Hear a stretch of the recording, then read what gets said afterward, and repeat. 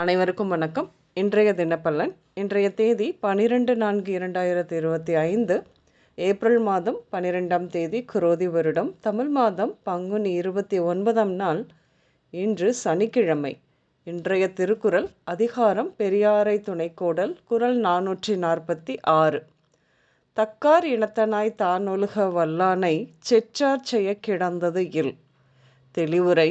தக்க பெரியவர்களின் கூட்டத்தில் உள்ளவனாய் நடக்கவல்ல ஒருவனுக்கு அவனுடைய எதிரிகள் செய்யக்கூடிய துன்பம் ஒன்றுமில்லை. இன்று பிறந்தநாள் மற்றும் திருமண நாள் காணும் அனைவருக்கும் இனிய பிறந்தநாள் மற்றும் திருமண நாள் நல்வாழ்த்துக்கள். இன்றைய கிரக நிலைகள்: ரிஷபத்தில் குரு, கடகத்தில் செவ்வாய் நீச்சமாக, கன்னியில் சந்திரன் கேது விளிம்பாக இருக்கிறது. சனி, ராகு மற்றும் சுக்கிரன் மீனத்தில் விளிம்பில் இருக்கின்றது. அதோடு கூட சூரியன், புதன்.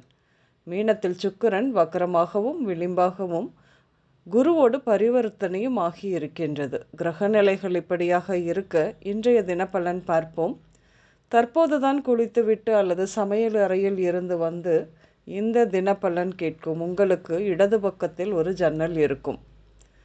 இன்று உங்களின் ஆளுமை பண்பு அதிகரிக்கும். அனைவரும் ஆதரவாக செயல்படுவர். நீங்கள் செய்து வரும் தொழில் லாபம் நன்றாக இருக்கும் என்று புதிய தொடர்புகள் கிடைக்கும். குடியிருக்கும் வீடு அல்லது தொழில் நிறுவனங்களை இடமாற்றம் செய்வீர்கள் என்று.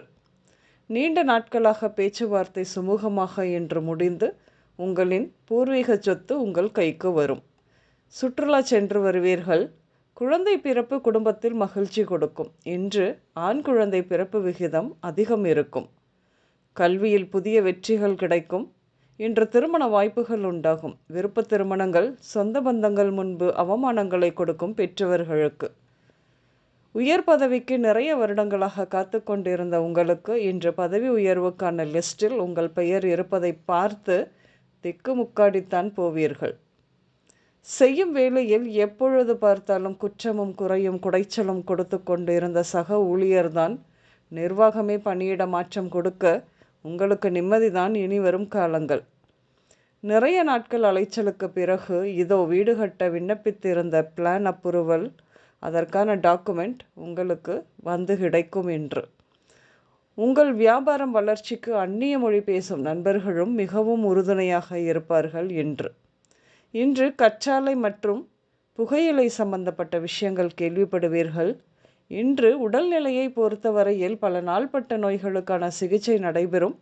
கால்களில் காயம் ஏற்படும், கவனம் இருக்கட்டும். சளி, காய்ச்சல், ஃபுட் பாய்சன், வலிப்பு, தொற்று நோய்கள், முடி உதிர்தல், பரம்பரையாக வரக்கூடிய நோய்கள், நீரில் மூழ்குதல், வெட்டுக்காயங்கள் இப்படியாக ஏற்படும்.